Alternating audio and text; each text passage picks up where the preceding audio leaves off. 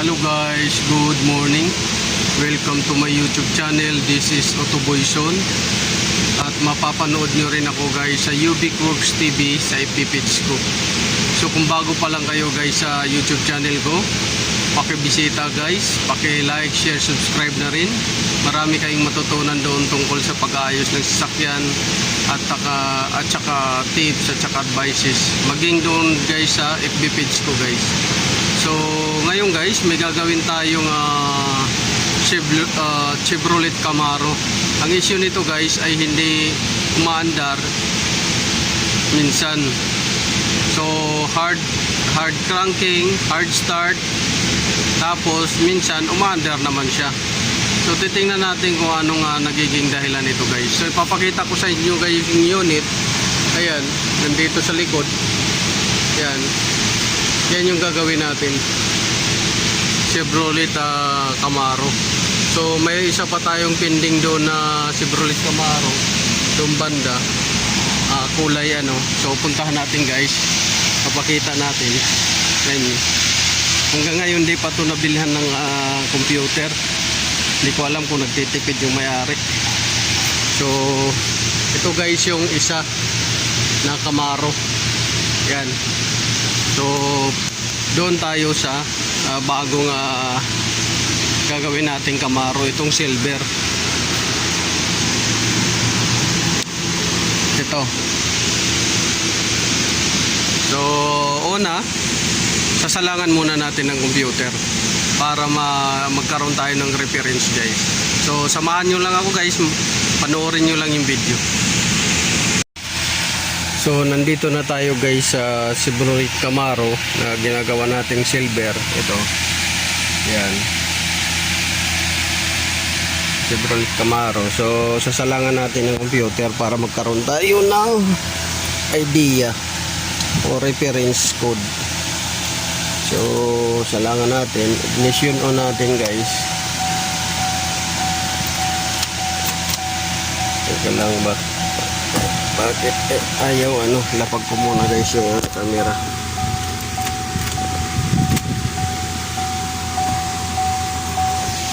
So sorry guys kasi one hand lang tayo, walang tagahawak.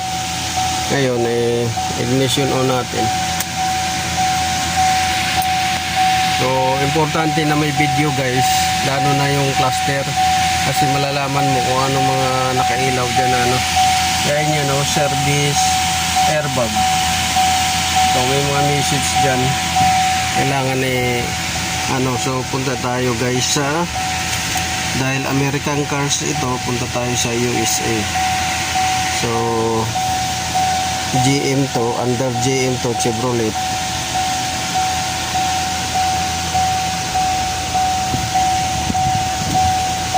Check natin yung VIN number niya, 035. Okay.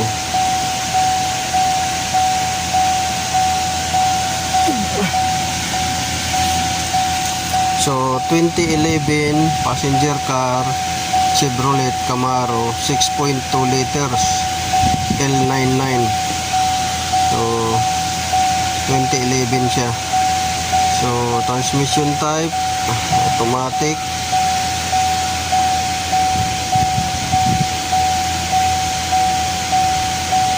So front seat heating control module version.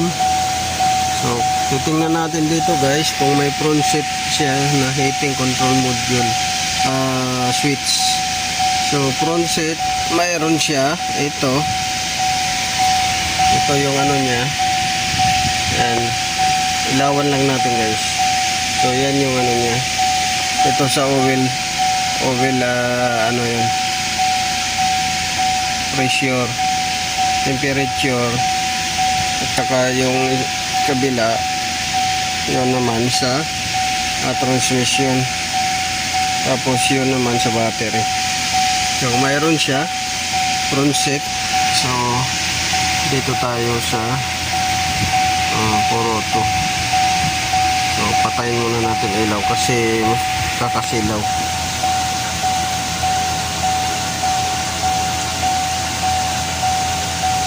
So Yung radio niya, hindi pa naman ano siya, updated. So, dito tayo sa 9. So, diagnosis. Photoscan tayo. Scan muna natin lahat para mayroon tayong record. So, dinayagnos at saka ginawa to kahapon ng diagnostic technician namin na Jordan yan. Hindi na ayos, may pinalitan na pyesa, crank sensor yata yun, hindi pa rin naayos. Ewan ko anong ginawa niya kahapon. So minsan kasi pag ibang lahi tamad niya ang bilis pa naman yan guys mag-decide kagad na ganitong parts, wala nang yan, check na wala nang test. Even sa computer hindi niya tinitest, hindi niya tinitingnan sa live data, sa bar graph, signal.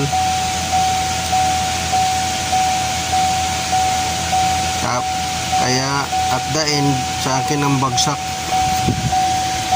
Ang problema, hindi ko na alam kung anong pinagagawa niya. Ang hilig pa naman yung guys magbunot kung anong bubunutin. Ngayon mahirap talaga ito guys yung code niya. Mahirap na magtrabaho guys na ginalaw na. Hindi mo alam kung anong ginalaw. So dito, ang code niya guys, P033500. So crankshaft position sensor circuit. So nagpalit na to siya guys ng crankshaft sensor. Ang problema, may mga special function to guys, gaya ng relearn, reset. Baka hindi niya pinerform. Yun yung problema. Kasi minsan pag nagpalit ka nito guys, may reset to at saka relearn crankshaft sensor. Halos kung hindi ako nagkakamali halos lahat ng sasakyan, pero mayroong sasakyan na plug-in na lang guys, plug-in. So yan yung code P0335 P0335 kumbaga. So balik tayo uli, exit tayo kasi may nakuha na tayong code. Ngayon check natin kung mayroon siyang special function for crankshaft. Kagaya niya mayroon siya crankshaft position variation learn. Mayroon din siyang engine oil lab reset, may idle learn. Ito kasi crankshaft position variation learn, i-reset yan ng computer, pati ito. Kaya pagka ito lang i-perform mo guys, crankshaft position variation learn, minsan yung idle niya mataas or kaya minsan nag-erratic, taas baba yung RPM. So kailangan mo yun. Tapos ito dito sa remote vehicle start disable, restore reset, saka ito brake pedal position sensor learn. Yung tatlo na yan, isa, dalawa, tatlo, ipi-perform mo yan guys, kasi itong sasakyan na to hindi to under pagka hindi mo inaapakan yung brake pedal. So related yan siya sa starting system. So lahat ng related guys sa starting system, ito brake pedal position, kasi apakan mo yan bago umandar tapos ito at saka ito. So ngayon tatry natin yan guys ngayon. So idle learn muna tayo. Idle learn.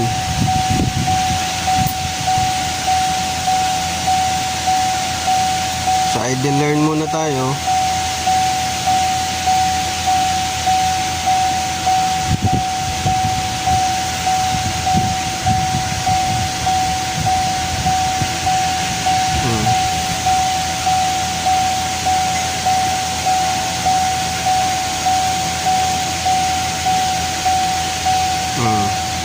Learn ng niya.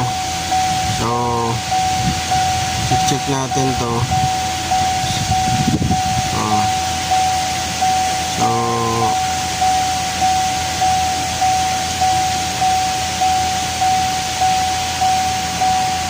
Tapos punta tayo sa brake pedal position.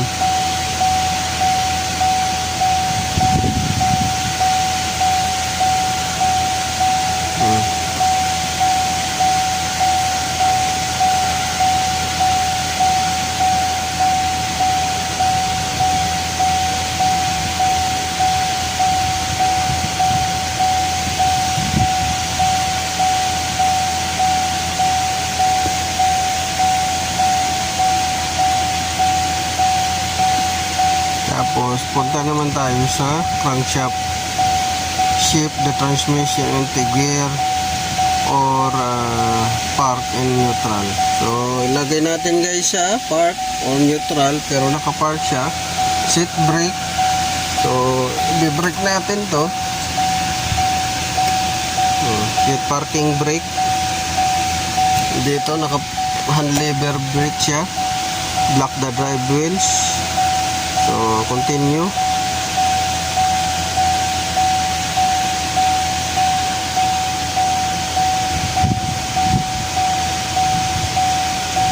So kailangan na umandar to guys. Papandarin natin ngayon.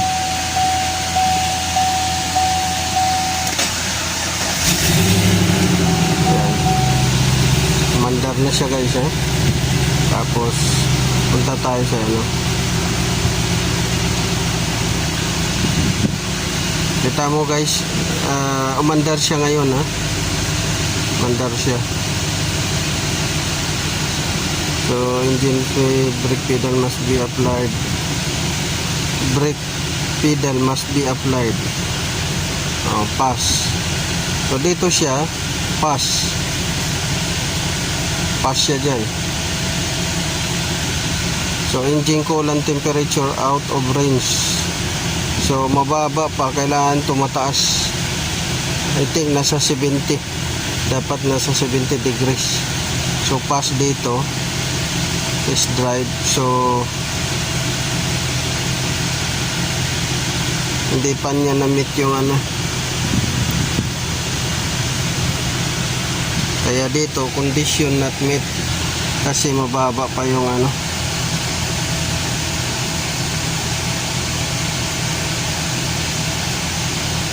Mababa pa yung ano niya dito.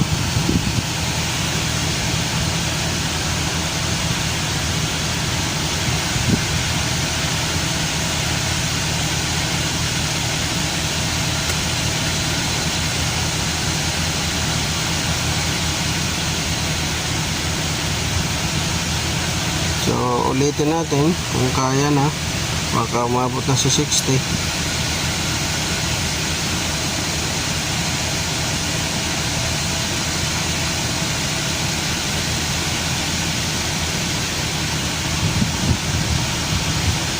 So naka-learn succeeded, no pa rin siya. Hindi pa rin na ano. Baka kailangan doon sa isang ano, isang computer guys. Pero dito sa RPM niya, di na siya nag-erratic guys. Ayan, makita ninyo guys, wala na siyang erratic. Okay na yung RPM niya dahil na relearn natin. Tapos okay na yung brake pedal niya din. Pagka inapakan mo, isang apak lang, under kagad siya. So punta tayo dito sa live data kung may makuha tayong ano dito. Engine, cylinder deactivation, electrical engine cooling, evaporation. So punta tayo dito sa engine muna guys.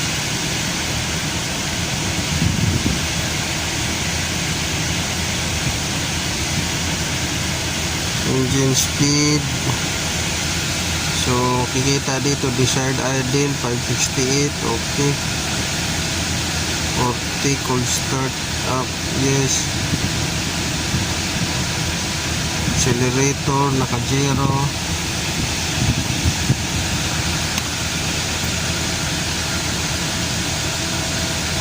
Throttle position 7.15, okay.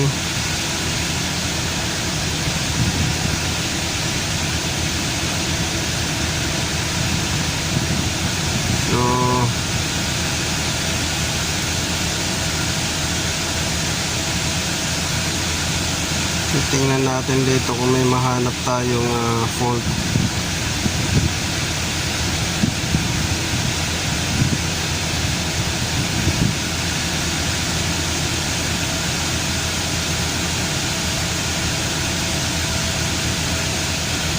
So wala tayong puro naman siya normal yung normal. So punta tayo dito sa misfire.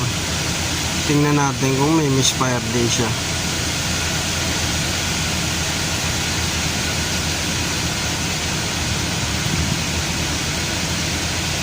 So ang misfire niya dito guys, sa idle wala siyang wala siyang misfire. Pero lagyan natin ng gas. Check natin kung may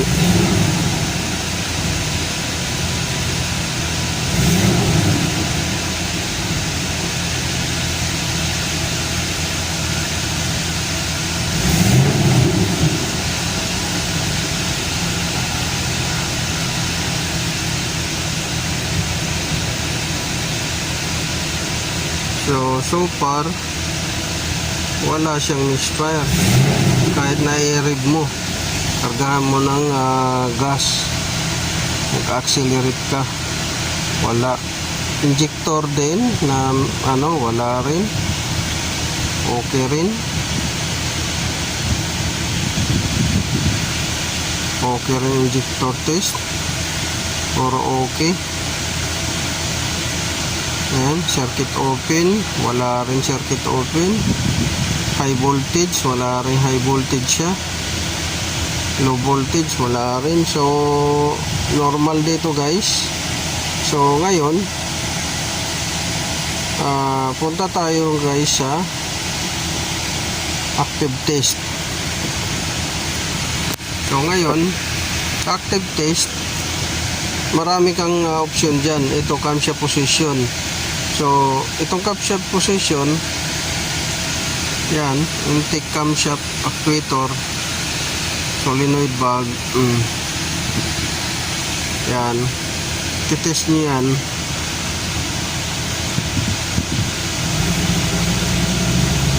Yan, kita nyo guys, tumataas yung RPM. Yan,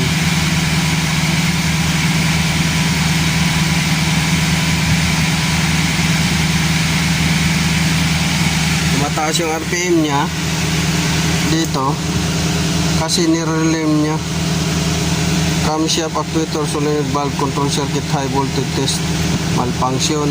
So may something, pero hindi pa yan tayo dyan magtatapos.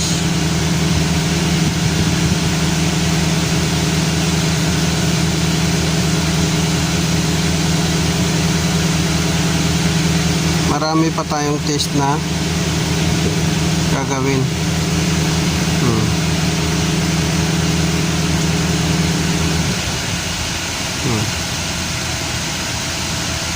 So dito naman tayo sa intake camshaft solenoid valve. So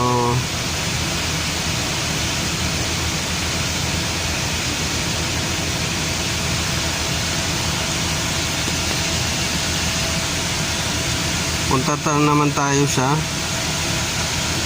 engine speed throttle, engine control ignition relay, evaporative fuel loop, fuel system, misfire graphic. So punta tayo dito, engine speed throttle position. So wala tayong pwedeng i-perform dyan dahil iba naman yan yung throttle position. Reading lang yan siya. So balik tayo. So pagbalik natin, shut off muna natin to.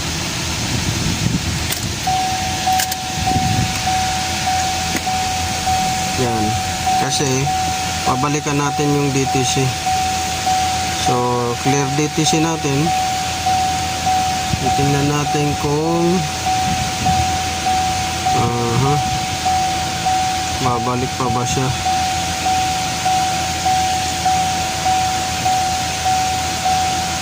low DTC siya. Yan. Pero papaanda rin natin yun. So ignition off natin. Tapos ignition on. Tapos paandar. Ayan. Kahapon hot start yan siya guys. So titingnan natin ngayon kung successful yung ano natin.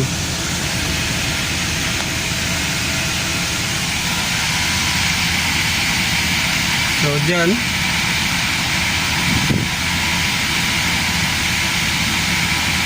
makikita nyo dyan guys. So wala na siyang check engine. Makikita nyo walang check engine. Ayan. Yang doon sa taas sa airbag yan. Yan airbag. Ito naman sa brake lever, handbrake. So wala siyang check engine. Umaandar na siya. So sana na-perform na naayos natin doon sa relearn at saka reset ng throttle at saka camshaft at saka crankshaft actuator. So DTC, titingnan natin kung may ma-detect pa siya. Wala siyang na-detect. So ngayon i-road test natin to guys. I-check natin kung okay ba yung gawa natin. Pero babalik tayo sa active test, misfire graphic dito kasi nanginginig yung makina. So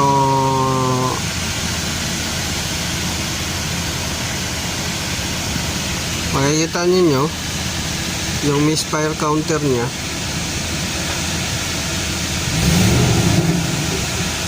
Mababa lang naman yung misfire counter niya.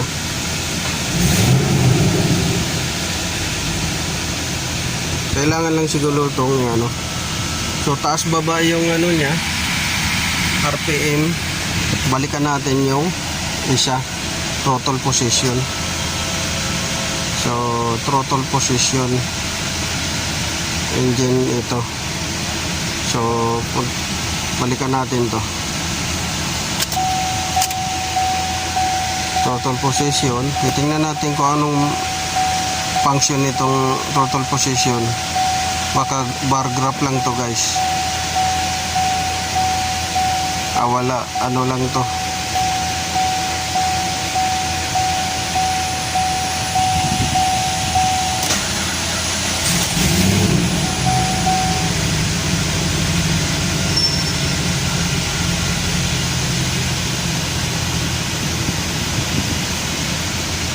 Reading lang pala to guys. So balik tayo doon guys ha. Exit tayo. Titingnan natin kung bumalik yung code. So wala na siyang code. Kahapon pabalik-balik yung code niyan. Hindi maano ng Jordan yan. Kasi tamad nga siya guys mag-perform. So titingnan natin to. Mga nakalagay dito na DTC para may record tayo. CAN bus communication. So sa ABS yan. CAN bus communication. Tapos punta tayo sa sumunod. Ito airbag ito. Sa airbag. So yan yung mga code niya. Yan. Puro sa airbag yan. So wag natin galawin yan. Hindi naman yan yung complaint niya. Punta tayo sa body control. Lahat kasi guys, babasahan natin para may idea tayo. So ayan guys, namatay na naman yung makina.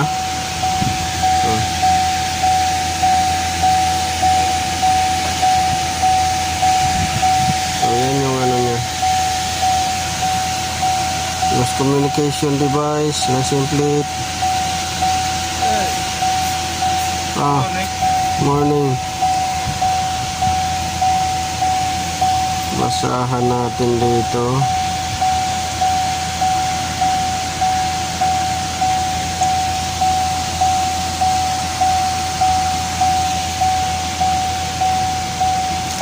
Low speed canvas.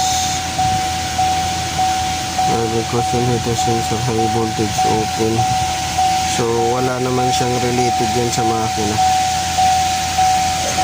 na code. Sa radio, check natin.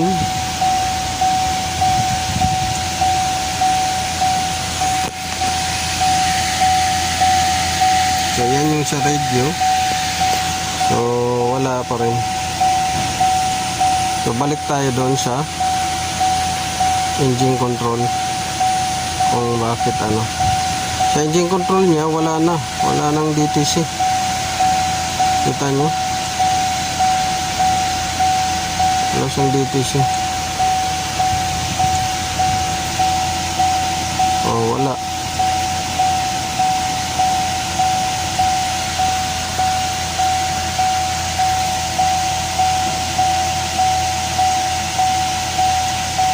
So punta tayo sa exit tayo, control unit.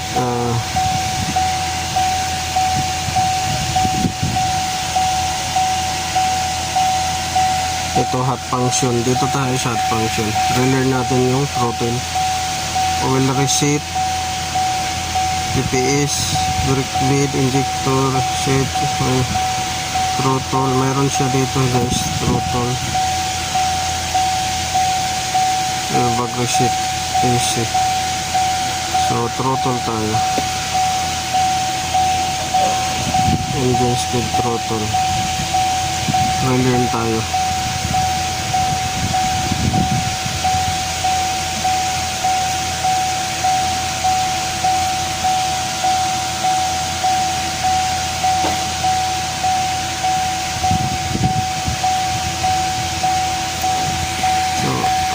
Na-relearn na siya guys. So escape tayo, labas tayo.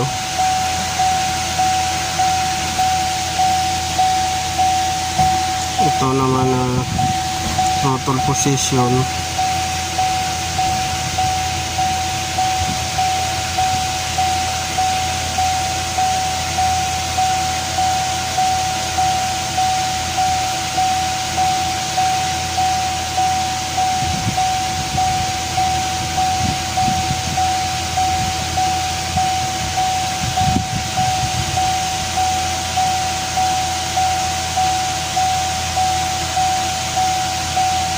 Parehas lang din guys na ano na to, perform na pala natin to. So tick learn. So pasok tayo guys sa tick learn. Yan, crankshaft variation.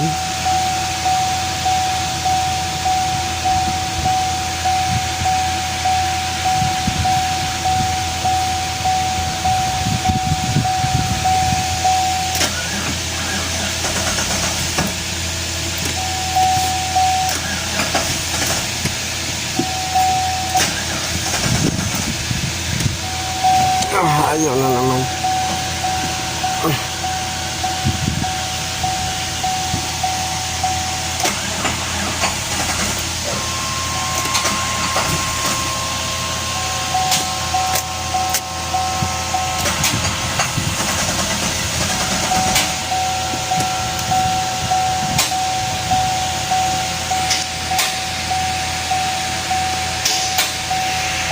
So balik tayo doon guys sa DTC. Titingnan natin kung anong code lumabas.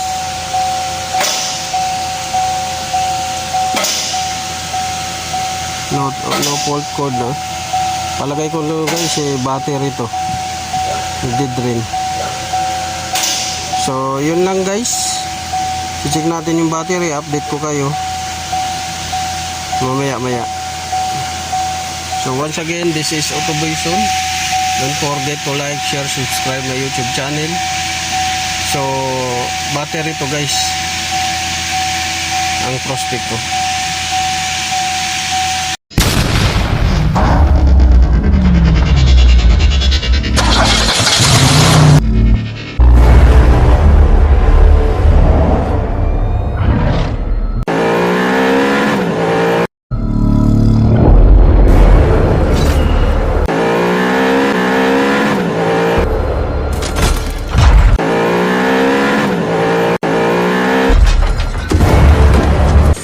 Make